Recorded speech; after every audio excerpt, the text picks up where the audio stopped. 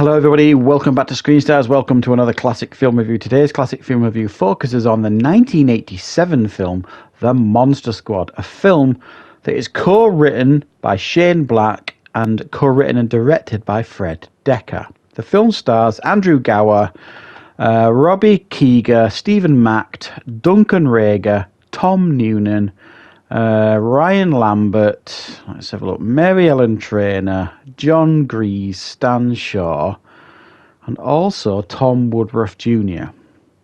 Now the film focuses on a group of kids who have got their own club going. It's a monster club. They're obsessed about all things monsters, and lucky them, it is around this time, it's like there's this amulet, and every 100 years, Dracula and his minions, including the Wolfman, the Mummy, Frankenstein, and like the creature from the Black Lagoon type thing, all his minions can come together and potentially put an end to the world. However, they don't count on the Monster Squad. These group of kids that get together, discover Dracula's devious plan, and decide to put a stop to him. Right, what are my thoughts on The Monster Squad? Well, this was an absolute staple for me back in the 90s. Watched this film over and over again. I remember I had it on VHS. I do want it on Blu-ray, but it's not necessarily particularly easy to get on Blu-ray. You can pick it up on a German import or a Spanish import, I'm not sure which I have almost done a few times. But I'd really like a better version of it, if I'm honest, because this is such, for me anyway, this is a real big part of my youth, watching this film. I just think it's a lot of fun. Now, the 80s I thought were a great time for these type of movies, you know, like the gangs of kids, you know, like Goonies, you name it. There was a whole host of them in the 80s to varying degrees of quality. And unfortunately, this film kind of got lost in the shuffle, I think, unfortunately, because it essentially didn't make its money back when it came out at the cinema. It's one of those films that I arguably could have done a misunderstood movie review on. And the reason why I chose not to do one of those is because it's garnered its respect following its release, this film. There's a lot of people that you speak to that have seen and enjoyed The Monster Squad, and they'll be like, yeah, great film. Lots of memories. It's one of those films that flew under the radar, and undeservedly so. It did deserve to do a lot better. But these films at the time were like a dime a dozen. They were coming out all the time. And the production values of this film are really excellent. Like I say, you've got Shane Black on board, who co-wrote the film, who, you know, if you don't know, Shane Black, you know, he wrote many of the 80s top action films like Lethal Weapon and things like that until he went into film direction himself. You've got Fred Dekker, who was a competent director, and you've got a great cast, but you've also got, for me, above all else, you've got Stan Winston on board, who created all the creature effects. And I think that's one of the things that absolutely elevates this film, is the creature effects. They are superb, as you would expect from Stan Winston. Now, he goes for the classic look for all the characters.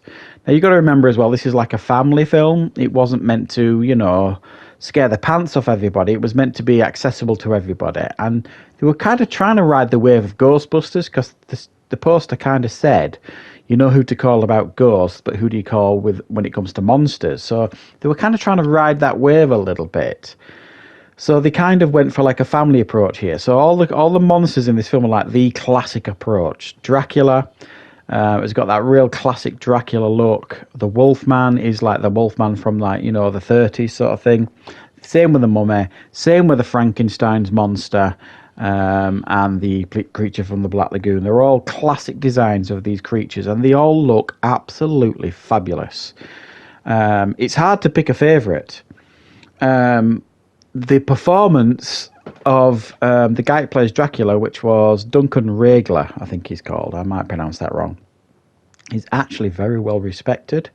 If you look into it a little bit, it's one of many people's favourites performances of Count Dracula. It does a really good job. He's quite menacing at times. There's no mercy in him. He'll kill kids if he has to. He'll try and kill kids, you know what I mean? But when you actually mirror that with the brilliant performance of Tom Noonan which you don't realise it's Tom Noonan until you actually look at the credits, as Frankenstein's monster.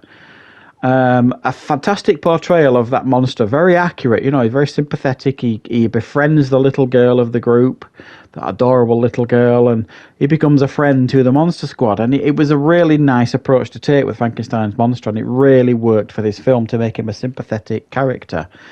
But I also like what they did with the Wolfman. You've got this guy in human form who desperately doesn't want to be this wolf, trying everything to get arrested because he knows what's going to happen when he becomes the Wolfman. And then when he transforms into this Wolfman, I mean, it's great stuff. I mean, I think the ones that get the least screen time are the Mummy and the Creature from the Black Lagoon. Even though they look great, there's not much development there with those characters, and the Mummy is taken out really quite easily. But it's a really nicely paced film. I thought they did a brilliant job with this in regards to pacing.